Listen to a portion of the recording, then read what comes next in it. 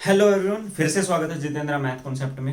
और पढ़ने वाले हैं आज फंक्शन। हमने सेट पूरा पढ़ लिया है, उसके बाद रिलेशन पूरा खत्म कर दिया है। आज जो पढ़ने वाले हैं वो है फंक्शन। फंक्शन बहुत इंपॉर्टेंट चैप्टर है अभी के लिए भी, यानी कि खुद फंक्शन के लिए भी, और आने वाले आगे जो चैप्टर आएंगे उन सारे चैप्टर का खातर बहुत जरूरी है। पढ़ो ध्यान से, एक एक चीज बहुत आराम से, बहुत एक्सप्लेन कर करके एक एक चीज बढ़िया डाल बता दूंगा। बाकी थारी मर्जी है। अगर किसी चीज में कोई भी दिक्कत लग गए तो कमेंट करके बता दियो, फिर से रिपीट कर देंगे।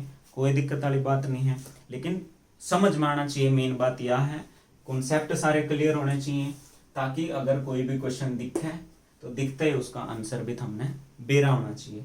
ठीक है, तो आज की जो क्लास है वह है फंक्शन। ठीक है, फंक्शन, इस पे बेस्ड कुछ क्वेश्चंस करेंगे, कुछ टाइप इसके पढ़ने वाले हैं, और उसके अलावा इनवर्स जो फंक्शन है वो पढ़ने वाले हैं। जो क्वेश्चन हरियाणा कलरक में पिछले साल आया था वो करने वाले हैं। तो सारी चीजें करेंगे धीरे धीरे। Slow and study wins the race. तो सारी चीजें आप कवर करेंगे, लेकिन उससे पहले आपको बेसिक चीजें पता होनी चाहिए। जैसे सबसे पहले हमने सेट पढ़ा था, तो सेट की जो जो चीजें की जरूरत पड़ेगी, उसके बाद रिलेशन पढ़ा था, उसकी कुछ चीजों की जरूरत पड़ेगी। तो वो सारे चैप्टर थरते इसीलिए पहले बताए गए हैं, ताकि हमने जब आगे इन चीजों की जरूरत पड़े तो बेरा होना चाहिए। जैसे फंक्शन ई पढ़ रहे हैं, आगे जब चैप्टर में इसकी जरूरत पड़ेगी तो हमने बेरा होना चाहिए कि फंक्शन के वो है, किस तरीके से लिख रहे हैं। ठीक है, तो पहला फंक्शन के बारे में बता देता हूं कि अगर A and B are two non empty sets. ठीक है, नॉन एम्प्टी सेट था तो बता रखा है कि वो है कि अगर ए और बी दो नॉन एम्प्टी सेट हैं, देन ए रिलेशन एफ, ठीक है,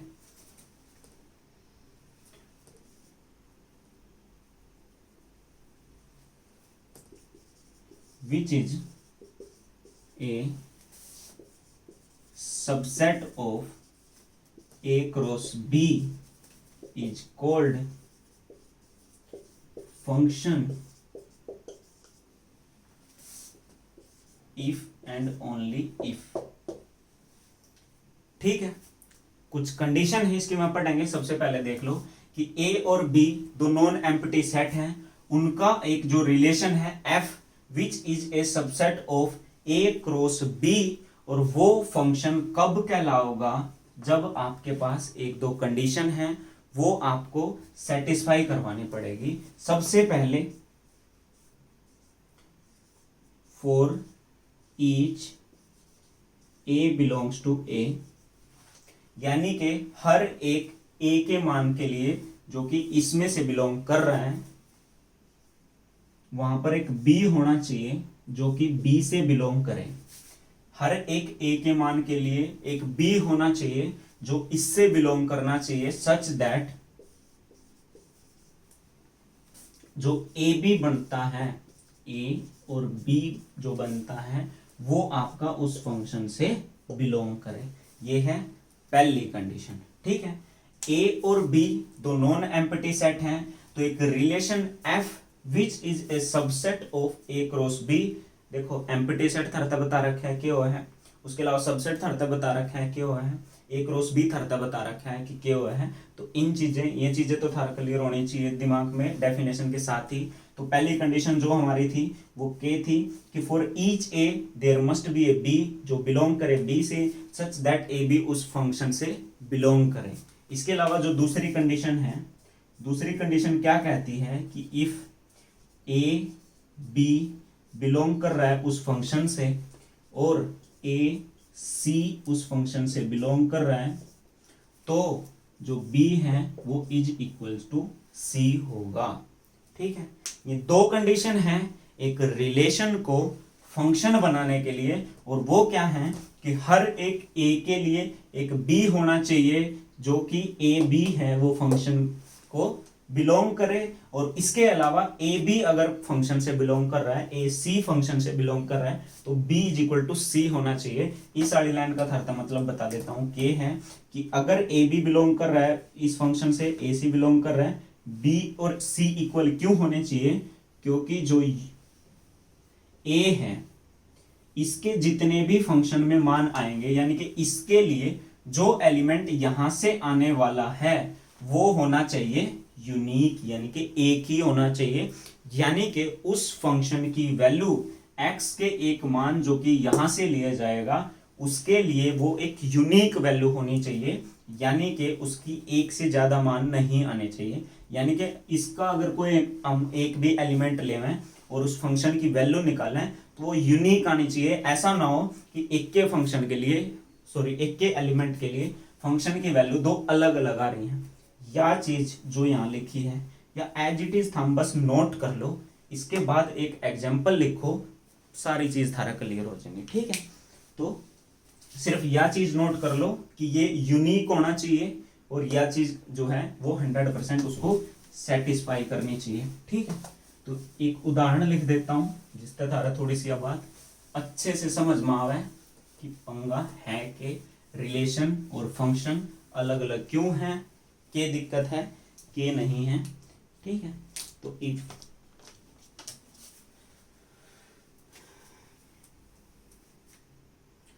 let a is equals to 1 2 3, b is equals to 2 3 4 और आपको दिया है एक फंक्शन f1 जो कि है आपका 1 2 1 3 2 3 और 3 4। दूसरा एक फंक्शन दिया है f2 जो है आपका 1 3 2 4। f3 आपका दिया है जिसमें है 1 2 2 3 3 4।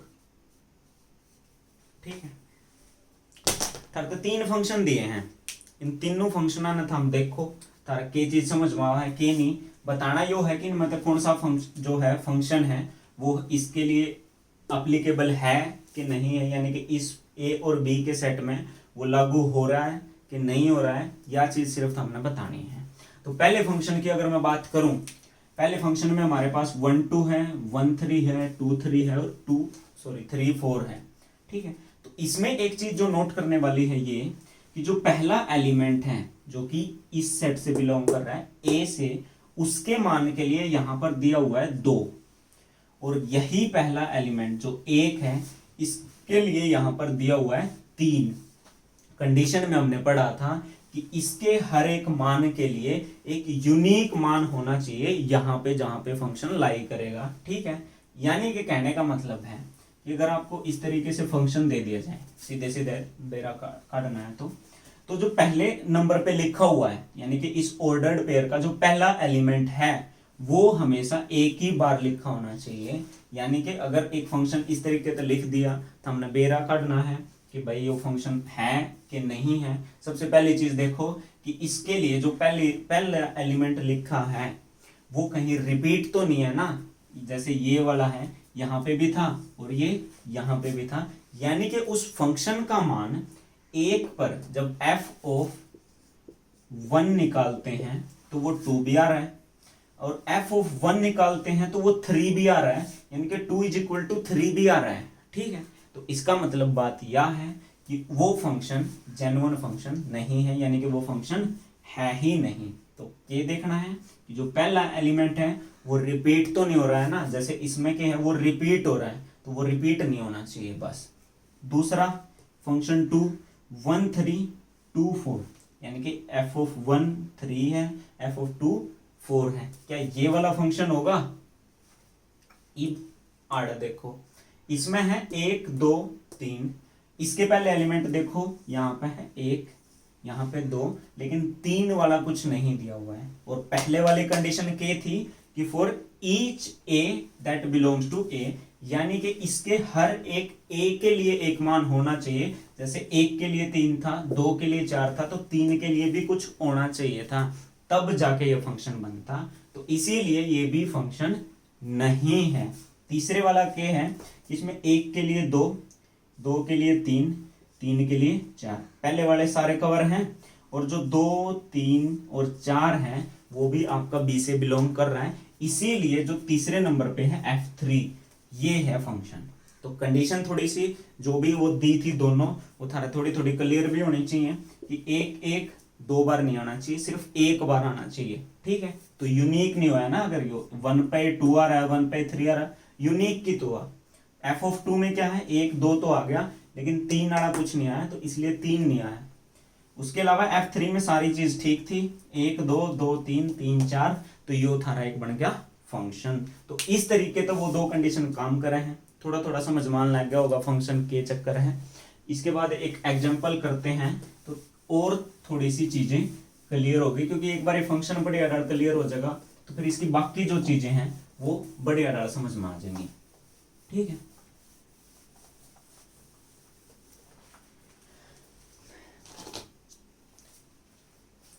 एग्जाम्पल फर्स्ट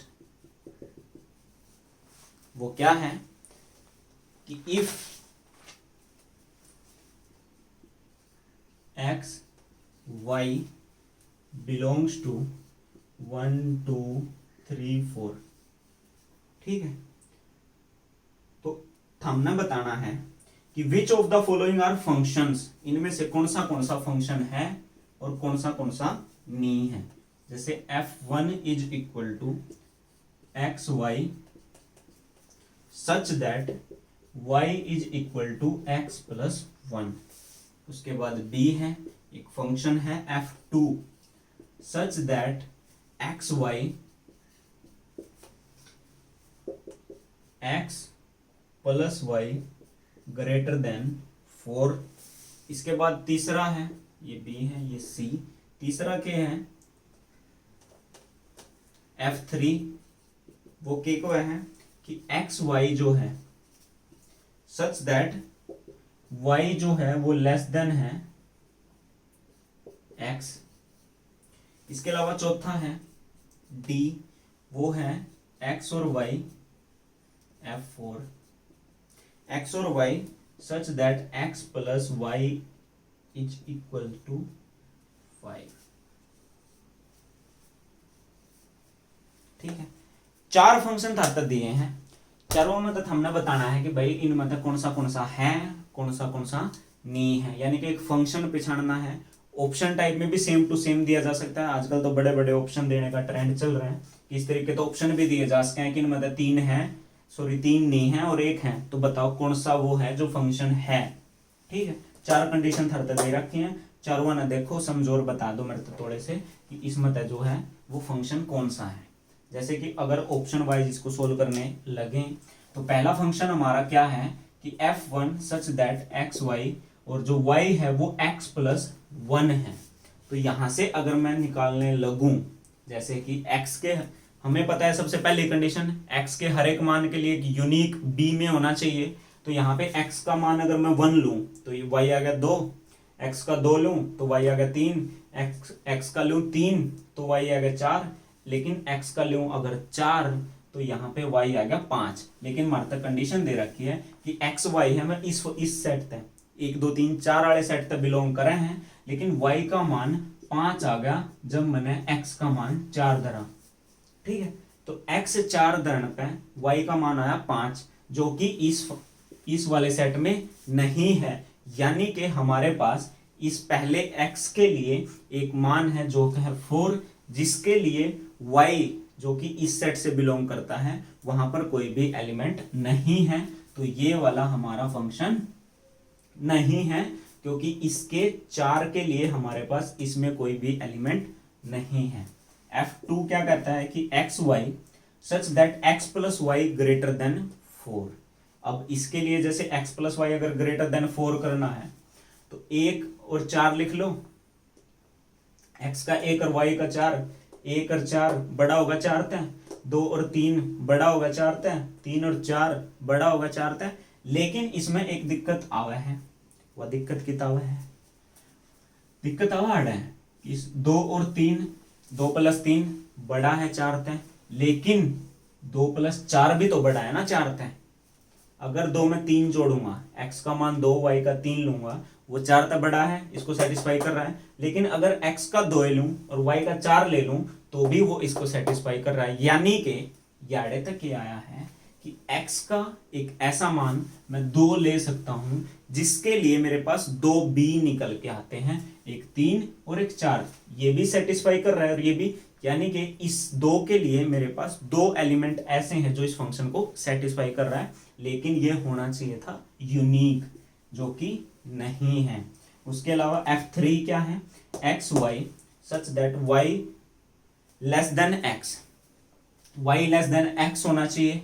ठीक है, तो यानी कि देख, अगर मैं 2 ले लेता हूं x तो मेरे पास y है 1, अगर 3 ले लेता हूं x तो y में 2 या फिर 1 भी ले सकता हूं, 4 अगर मेरे पास है तो मैं 3, 2 और 1 ले सकता हूं। तो एक थंबनेल समझ में आ गई होगी चीज कि अगर मैं x का मान 4 ले लूं, x का मान 4 ले लूं तो 3 से भी सेटिस्फाई हो रहा है, 2 से भी सेटिस्फाई हो रहा है, 1 से भी सेटिस्फाई हो रहा है। यानी कि इसका जो यूनिक पना था वो हमने खो दिया है। यानी कि ये वाला भी है फंक्शन नहीं है, क्योंकि यहां पर कुछ भी यूनिक नहीं है।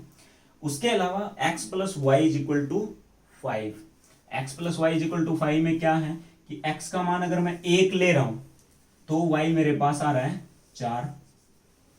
ठीक है, और कोई दूसरा मान तो नहीं आ रहा ना, x का 1 तो y का 4 ले रहा हूं। अगर मैंने x का मान लिया 2 तो 3 ही है जो इसका सेटिस्फाई कर रहा है और कोई भी इसको सेटिस्फाई नहीं कर रहा है। अगर मैं x का मान लूं 3 तो सिर्फ 2 ही है जो इसको सेटिस्फाई कर रहा है। और इसी तरीके से अगर मैं x का मान लूं 4 तो सिर्फ 1 ही ऐसा है जो इसको सेटिस्फाई कर रहा है। यानी कि यहां पर x के हर एक मान के लिए y एक यूनिक निकल के आ रहा है। जैसे कि 1 के लिए 4, 2 के लिए 3, 3 के लिए 2 और 4 के लिए 1, यूनिक निकल के आ रहा है कि नहीं। तो यही होता है फंक्शन। इसीलिए इन चारों में से सिर्फ एक के हमारे दो रेस आया है जो कि है फंक्शन, वो है चौथे नंबर वाला। तो चीज थारा थोड़ी थोड़ी क्लियर हुई है, फंक्शन के बारे में थोड़ा थोड़ा समझ मान लग गया, दिमाग में घुसन लग गया कि केस होता है। ठीक है, अब इसके अलावा फंक्शन थारा समझ में आ गया है कि बीमारी है, तो अब बढ़ते हैं इससे थोड़े से आगे। ठीक है,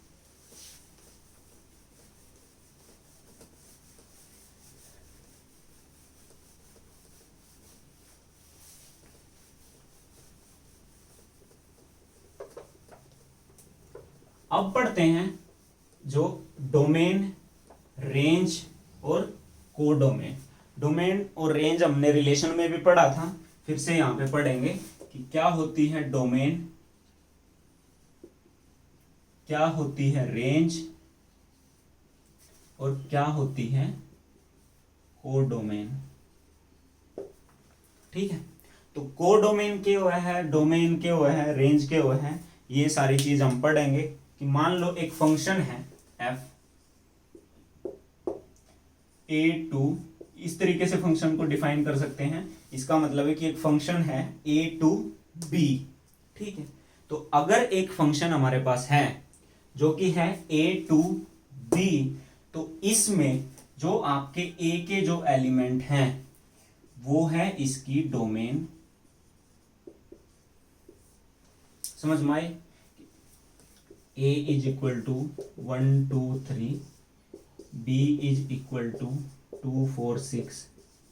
तो a के जो से एलिमेंट हैं यानी कि 1 2 3 वह हैं इसकी डोमेन, जड़ेता है x अपनी वैल्यू ले होगा। उसके अलावा जो b है वह है इसकी कोडोमेन, यानी कि जड़ेता है y अपने मान ले होगा। दो चीज ये समझ लो पहले कि डोमेन कौन सी है, जितने a अपने मान ले होगा, या है इसकी डोमेन। b जो है, b के जितने भी मान हैं, यानी कि जहां से जो कोडोमेन है यानी कि जो b है वो अपने मान लेगा, वो है आपकी कोडोमेन। ठीक है, x y में अगर लें तो x जो आएगा वो आपका डोमेन से आएगा, y जो आएगा वो आएगा आपका कोडोमेन से। अब बच गई बीच में रेंज। अब रेंज के चीज है कि a और b तो हमारा समझ में आ गई कि a से जो एलिमेंट आएगा वो डोमेन, b से जो आएगा वो इसकी कोडोमेन। लेकिन अब मैंने आपको बताया था कि ए तक तो देखो सारे आने वाले हैं, एक के लिए भी कुछ होगा, दो के लिए भी कुछ होगा, तीन के लिए भी कुछ ना कुछ होगा, लेकिन जो बी के एलिमेंट है ना, इन सारा के भाग में नहीं है कि वो इस फंक्शन में आवे। तो जैसे कि मैंने आपको बताया कि हो सकता है कि इसके कुछ एलिमेंट ऐसे बच जाएं जो कि इस फंक्शन में ना यूज हो, यानी कि ए के तो सारे यूज हो गए, बी के कुछ यूज हो गए और कुछ बच गए। तो कहने का मतलब है कि बी में से जो यूज होने वाले हैं, यानी कि ये इस फंक्शन के लिए बी में से जुड़ से मान लिए जाएंगे, वो सारे होंगे आपके रेंज। समझ में आई थोड़ी सी बात? जो कंप्लीट सेट है बी, वह है इसकी कोडोमेन। लेकिन जब उस फंक्शन में बी मत जुड़ से मान लिए जाओगे, वह है थारे रेंज। समझ में आया थोड़ा सा? कि अगर उदाहरण के तौर पे कि अगर वो फंक्शन है एफ ऑफ एक्स, ठीक है, एफ ऑफ एक्स है, जो एक्स है वो बिलोंग कर रहा है ए तक, ठीक है, और जो एफ ऑफ एक्स है वो बिलोंग कर रहा है बी तक, ठीक है, वो बी तक बिलोंग कर रहा है। तो एफ ऑफ एक्स में जो जो आओगा, यानी कि इस बी में से जो जो निकल के आएगा एफ ऑफ एक्स में, जैसे वहां पे हमारे पास कंडीशन थी, जैसे इसमें से अगर लूं मैं 1 और 2, 2 और 4, 3 और 6, ये सारे कवर हो गए। लेकिन अगर इसमें से 8 और 10 भी होता है यहां पर, ठीक है, तो अब भी एक कोडोमेन है इसकी ये। लेकिन जब हमने एक फंक्शन बनाया तो उसमें हमने सिर्फ लिए इसके 2, 4 और 6, तो इसकी कोडोमेन में है 5 एलिमेंट। रेंज वो है जिसमें इसके वो एलिमेंट लिए हैं जिनकी हमें पड़ी है जरूरत। तो तीनों चीजें क्लियर होंगी कि डोमेन वो है जहां से ए के एलिमेंट लिए जाएंगे, बी वो है जहां से कोडोमेन तैयार होगी, सॉरी बी के जो एलिमेंट है वो कोडोमेन से आएंगे, और रेंज वो है कि बी के जो जो एलिमेंट आने वाले हैं इस फंक्शन में, यूज होने वाले हैं, वो सारे के सारे आपके होंगे रेंज। तीनों चीजें क्लियर हुई? क्या क्या है, क्या डोमेन है, क्या रेंज है और क्या कोडोमेन है, ठीक है। अब उदाहरण कर लेते हैं कुछ, थोड़ा सा चीजें और बढ़िया समझ में आ जाए।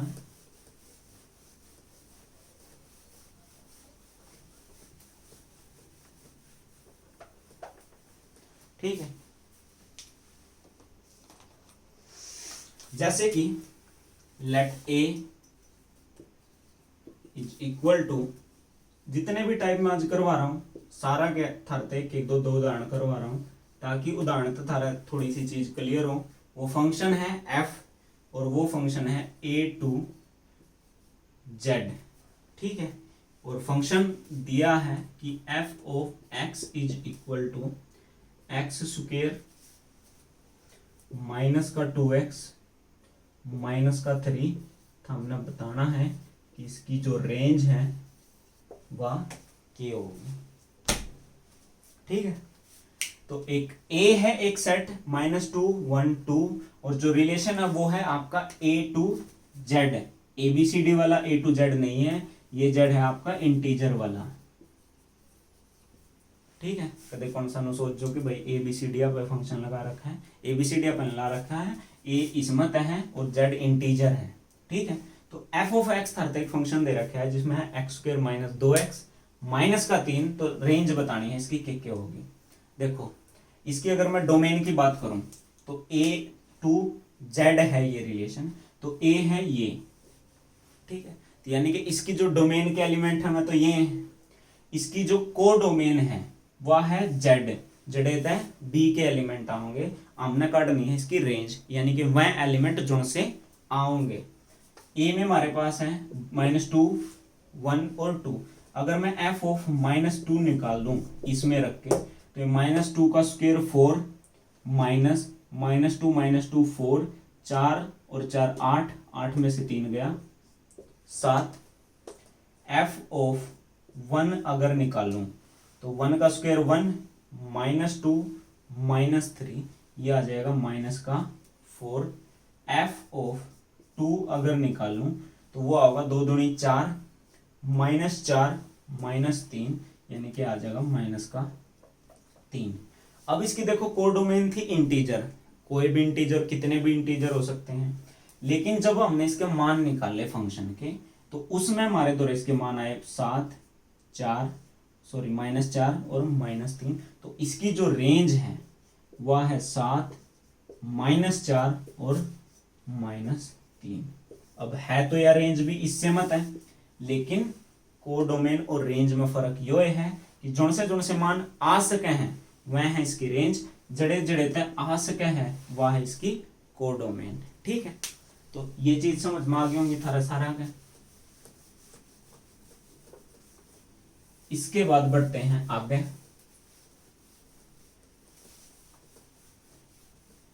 इसके बाद आवा है equal set, sorry equal function.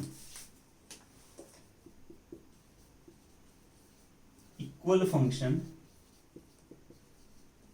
या के बीमारी है, या देख लो इक्वल फंक्शन, वैसे तो नाम तय बेरा पटा है कि इक्वल फंक्शन जो है वह के बीमारी है कि अगर f and g equal function है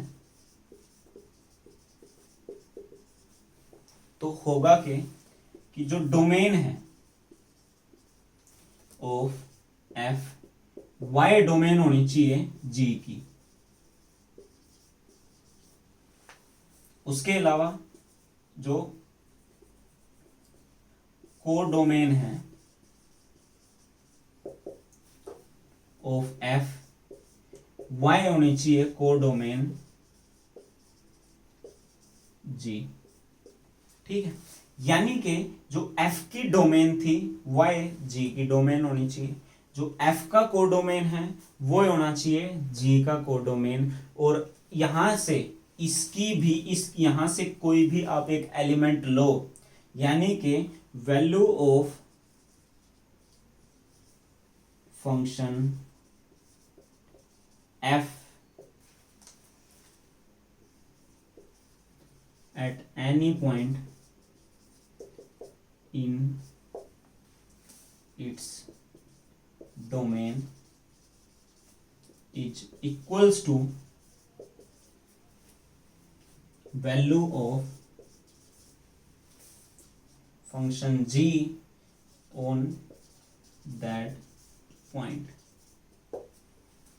हिंदी में सुन लेना। अच्छा, एक तो हिंदी में बहुत सारे लोग को है कि हिंदी में पढ़ा दे, हिंदी में पढ़ा दे। यार मैं उर्दू थोड़ी बोल रहा हूँ, हिंदी में बोल रहा हूँ। अब ये सारी चीजें हैं, रिलेशन हो गया, फंक्शन हो गया, सेट हो गया, फलाना हो गया, ढिमकाना हो गया। अब 10वीं तक का मैथ तो हम चलो मैं भी हिंदी में पढ़ रहा हूँ 10वीं तक का मैथ, लेकिन उसके बाद का जो सा मैथ है +1 +2 इसके मैथ के हैं इंग्लिश में पढ़े हैं, हिंदी में मैंने देखा भी नहीं आज तक। मैं खुद गया था स्कूल में, क्योंकि मैंने 10वीं तक हिंदी में पढ़ा था और वो भी कितनी प्योर, और मेरा तो स्कूल भी ऐसा था, बस बताना नहीं चाहिए किसा था।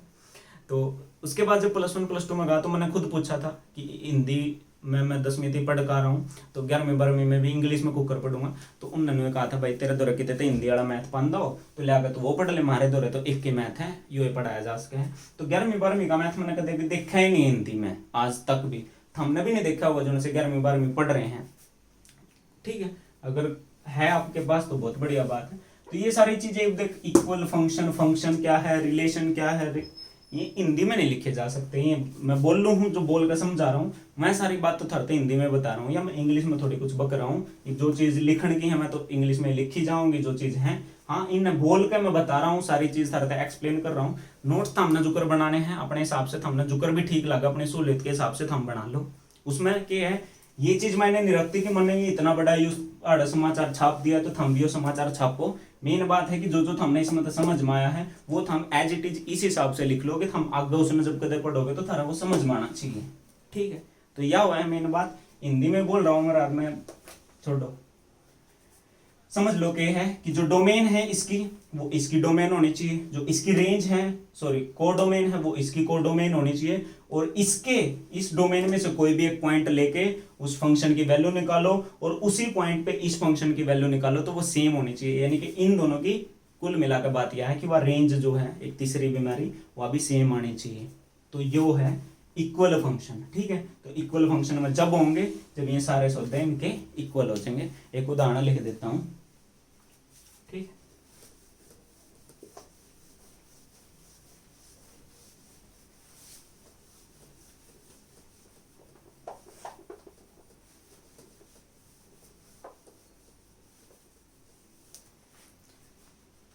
एग्जाम्पल है, एग्जाम्पल के हैं कि find domain if two function f of x is equal to 2x square minus 1 and gx is equal to 1 minus 3x are equal, ठीक है। 2x स्क्वायर माइनस 1 और 1 माइनस 3x जो है वो इक्वल होने चाहिए। तो इसकी आपको बतानी है कि जो डोमेन है वो क्या होगी, ठीक है। डोमेन का मतलब होता है कि जो x के मान है वो आपके कहां कहां से लिए जा सकते हैं, ठीक है। तो ये है इसकी डोमेन, और इसकी जो रेंज होती है वो है फंक्शन की वैल्यू, और जहां से मतलब जिस कैटेगरी से जहां से इसके फंक्शन की वैल्यू ली जा सकती है वो है इसकी कोडोमेन, ठीक है। तो कहने का मतलब है कि देखो दो फंक्शन हमारे दे रखे हैं, दोनों फंक्शन है इक्वल, इक्वल फंक्शन है और उसकी डोमेन निकालनी। तो हमने दे रहा है कि अगर दो फंक्शन इक्वल हैं तो इसका मतलब एक कॉमन पॉइंट अगर दोनों का है, उस कॉमन पॉइंट पे उन दोनों फंक्शनों की वैल्यू जो है वो इक्वल आएगी हमेशा। यानी कि f of x is equal to g of x, क्योंकि x एक कॉमन पॉइंट है दोनों के डोमेन का। तो इसी पॉइंट पे इसकी वैल्यू, इसी पॉइंट पे इसकी वैल्यू बराबर आओगी हमेशा। तो इसकी वैल्यू है 2x स्क्वायर माइनस 1, इसकी वैल्यू है 1 माइनस 3x। 3x ने इस साइड ले आओ तो ये हो जाएगा 2x square plus 3x minus का 2 इज इक्वल टू 0। अब गुणा करे तो 4 आना चाहिए, जोड़ा घटाओ तो 3 आना चाहिए। तुम्हारा मास्टर में पढ़ाया करता जोड़ो घटाओ नो करो फलाना। प्लस का 4x माइनस का x माइनस का 2 इज इक्वल टू 0। तो आड़े तक अगर 2x कॉमन लोगे तो x प्लस 2 माइनस का 1 कॉमन लोगे तो x plus 2 is equal to 0। तो आड़ता आ जाएगा x प्लस 2 और 2x minus 1 is equal to 0। तो x का जो मान आ जाएगा वो आ जाएगा 1/2 और -2। तो इसकी जो डोमेन है वो आ जाएगी -2 और 1/2। यानी कि अगर ये है इसकी डोमेन, इन पॉइंट पे इन फंक्शना के हम वैल्यू काट लियो वो इक्वल आओगी, ठीक है। तो अगर दो फंक्शन इक्वल हैं, डोमेन निकालनी है, कुछ निकालना है, तो उन दोनों फंक्शनों को इक्वल पुट कर सकते हो। लेकिन ये चीज सेम होनी चाहिए, यानी कि x पे ही ये y है तो ये y, ये z है तो ये z, या चीज बराबर होनी चाहिए। जब ये बात पल्ला पड़ेगी या चीज क्लियर कर लियो तब जाकर मैं इक्वल बनते हैं और इस तरीके से क्वेश्चंस जो हैं वो निकलते हैं, ठीक है। अब करते हैं इसका इनवर्स। इस पे बेस्ड आपसे क्वेश्चन पूछा गया था कल रख के एग्जाम में, ठीक है।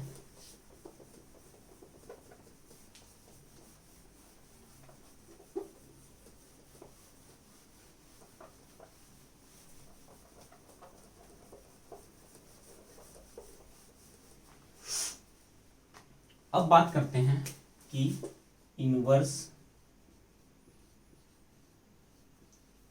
ऑफ फंक्शन,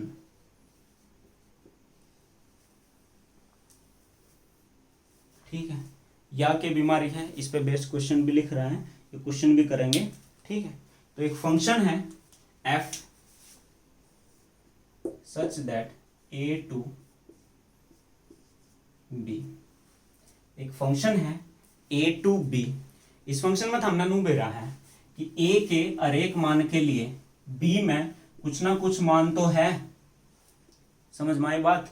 a के हर एक मान के लिए b में कुछ ना कुछ है, लेकिन जरूरी नहीं है कि b के हर एक मान के लिए a में कुछ ना कुछ होना चाहिए, ठीक है। या चीज जरूरी नहीं है। तो आड़े तो फिर थोड़ी सी जरूरत पड़ी कि जो इनवर्स ऑफ ए फंक्शन है वो क्या होगा। जैसे कि आपको पता है कि a के हर एक मान के लिए बी में कुछ है, लेकिन जरूरी नहीं है कि बी के हर एक मान के लिए भी ए में कुछ हो, ये चीज जरूरी नहीं है। अब पता कैसे लगेगा कि बी के किसी मान के लिए यहां पर कुछ है या फिर यहां पे कुछ नहीं है, तो उसके लिए बनाया है आपका इनवर्स ऑफ ए फंक्शन। देखो एक मान लो ये ग्रुप है, एक ये ग्रुप है, ठीक है। इस ग्रुप के बंदों के पास हर किसी के पास एक जॉब है, इस ग्रुप के कुछ बंदों के पास जॉब है, हो सकता है सभी के पास जॉब हो, लेकिन हमें पता कैसे करना है, तो उसके लिए अगर आपको जैसे एक फंक्शन दिया हुआ है, मान लो वो एफ ऑफ एक्स है, ठीक है। अब यहां से यहां की जो वैल्यू निकलती है वो कैसे निकलती है कि मेरे पास एक्स और वाई होता है, और मैं क्या करता हूं कि एफ ऑफ एक्स को y के इक्वल पुट कर देता हूं, यानी कि इसको फंक्शन में x को पुट करने से जो भी मान आता है वो होती है हमारी y की वैल्यू जो यहां से निकल के आती है। अब अगर मुझे डायरेक्ट यहां से कोई वैल्यू दे दी जाए और मुझे पता करना हो कि उसकी यहां पे कोई वैल्यू होगी कि नहीं होगी, एक और चीज नोट कर लो कि b की यहां पे अगर a और b है तो a का जो मान है उसके लिए b में जो b दिया हुआ है ये कहलाती है इमेज ऑफ ए। इस फंक्शन में जो b होता है वो होती है a की इमेज, और जो a होता है वो होती है b की परी इमेज। दोनों चीजें समझ में आई कि a है जो और b है, तो जो b होती है वह होती है a की इमेज, और जो a है वह है b की परी इमेज। तो अब हमने जो चेक करनी है वह करनी है परी इमेज, ठीक है। तो अगर हम इसकी इमेज चेक कर रहे थे तो हम क्या कर रहे थे, उस फंक्शन ने y के इक्वल पुट कर दे थे, सॉरी फंक्शन की वैल्यू निकालना थे जो कि y निकल का थी। अब अगर हमने इनवर्स निकालना है जिसको लिखते हैं f इनवर्स, इस तरीके से मान लो f इनवर्स y, कहने का मतलब है कि अब तक हमने जो निकाला है वो निकाला है कि फंक्शन में x की वैल्यू पुट करके y का मान काटा है, लेकिन अब अगर डायरेक्ट हमारे पास y का मान दे रखा हो तो x का मान कैसे निकलेगा, क्या वो लाई भी करेगा कि नहीं, हो सकता है कई जगह पे वो लाई करे, हो सकता है कई जगह पे वो लाई नहीं करे। तो उसके लिए हमें क्या करना है वो आपको सीखना है इनवर्स ऑफ ए रिलेशन में। कहने का मतलब है कि अब हम चेक कर रहे हैं कि b के जो मान हैं उसके लिए यहां पर एक प्री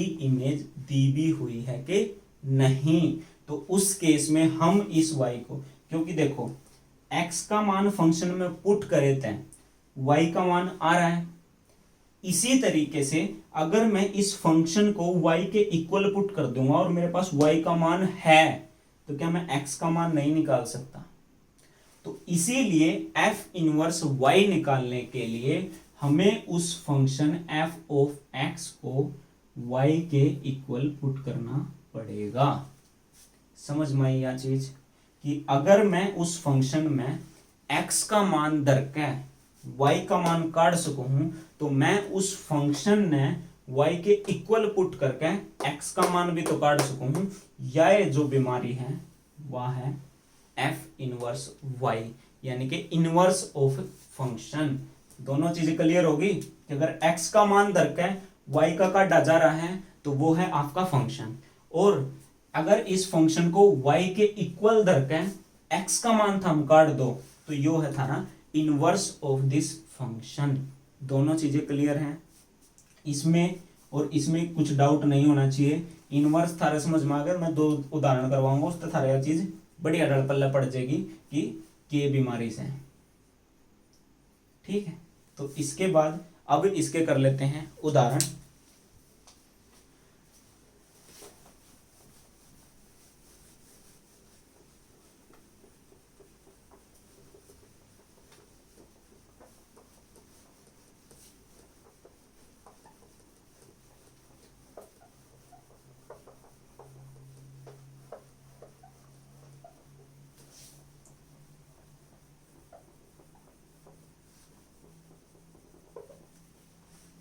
ठीक है, तो अब इसका उदाहरण कर लेते हैं, जैसे कि एग्जांपल नंबर 6। एग्जांपल है वो क्या है कि let f such that r to r real number से real number be a function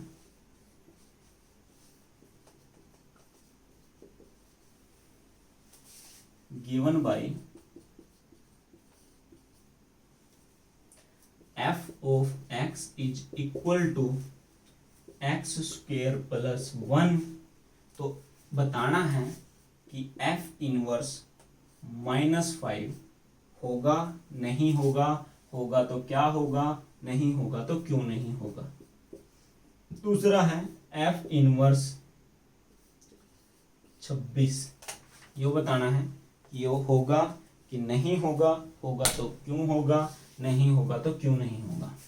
ठीक है, एक फंक्शन है जो r to r real number से रियल नंबर पे है और वो फंक्शन है f of x is equal to X square plus 1।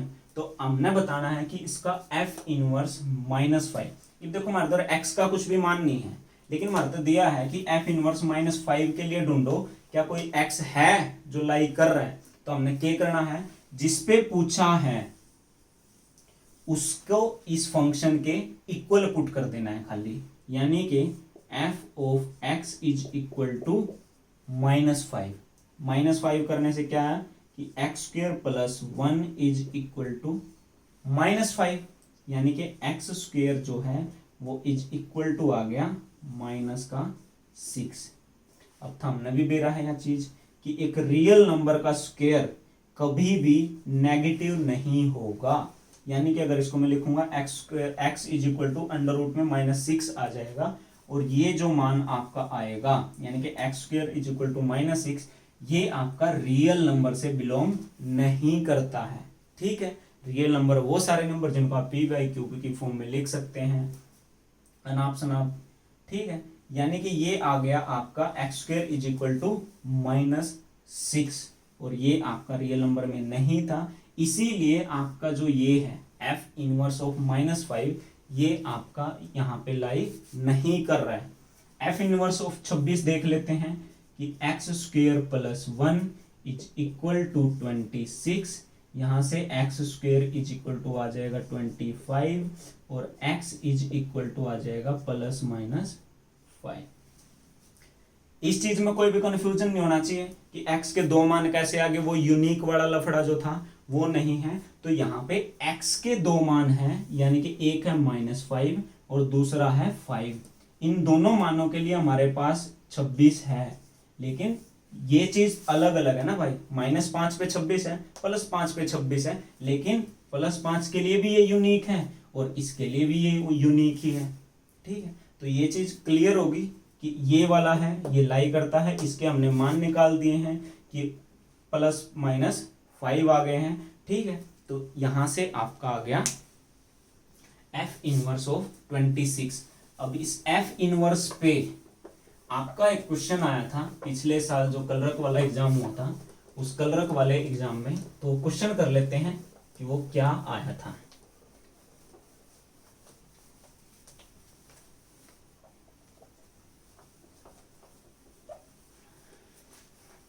Question आपका आया था हरियाणा कलरक के एग्जाम में, इफ ए फंक्शन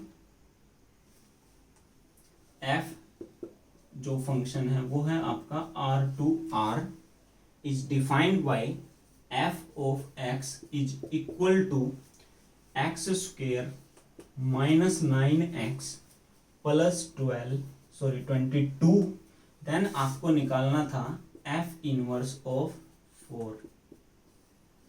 क्या होगा, इसके ऑप्शन दिए हुए थे मेरे पास, यहाँ पे लिखे नहीं हुए हैं ऑप्शन क्या थे। ठीक है, तो इसके ऑप्शंस भी थे। तो f एक रिलेशन है जो r से r पे बिलोंग कर रहा है, f of x is equal to X square -9x plus 22 है। आपको निकालनी थी जो वैल्यू है f इनवर्स ऑफ -4। तो ये कैसे निकलेगी, तो आपको इस फंक्शन को एक्स स्क्वायर -9x प्लस 22 को इज इक्वल टू पुट करना पड़ेगा 4 के। 4 को इस साइड ले आओगे अगर, X square -9x plus 18 is equal to 0, X square -6x -3x plus 18 is equal to 0, x into X minus 6 minus 3x minus 6 is equal to 0। तो x माइनस 6 और x minus 3 is equal to 0। तो x के जो मान आ जाएंगे वो आ जाएंगे आपके 3 और 6, और ये आपका ऑप्शन में दिया हुआ था। तो इनवर्स वाला कोई चक्कर नहीं है।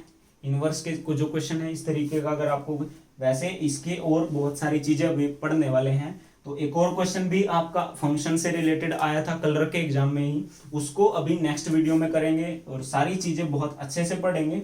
इसको लेके भी जो बाकी चीजें पढ़ी हुई हैं जो फंक्शन की, वो सारी चीजें भी हम कवर करेंगे। तब तक के लिए अभी के लिए वीडियो यहीं पे स्टॉप करते हैं। आप पढ़िए मन लगाकर। वीडियो अगर आपको अच्छी लगी है, समझ में आई है सारी चीज़ें, तो लाइक करके जाइए ताकि हमें पता लगे कि आपको समझ में आ रहा है। और अगर हो सकता है तो वीडियो शेयर कर दो। फेसबुक पे तो हम बड़ी शेयर करे जाओ, सोड़े हाथ ने शेयर का बटन है, शेयर टू ग्रुप दबा दो, ऐड भी कर लो थोड़ा सा, अपने घर की बात है। तो मिलते हैं नेक्स्ट वीडियो में, तब तक अपना ख्याल रखो। और अगर किसी ने अब तक भी सब्सक्राइब नहीं कर रखा है तो कर लो, इस पर कोई GST नहीं है, कोई टैक्स नहीं है किसी भी तरीके का। तो मिलते हैं अगली वीडियो में, तब तक अपना ख्याल रखो, बाय।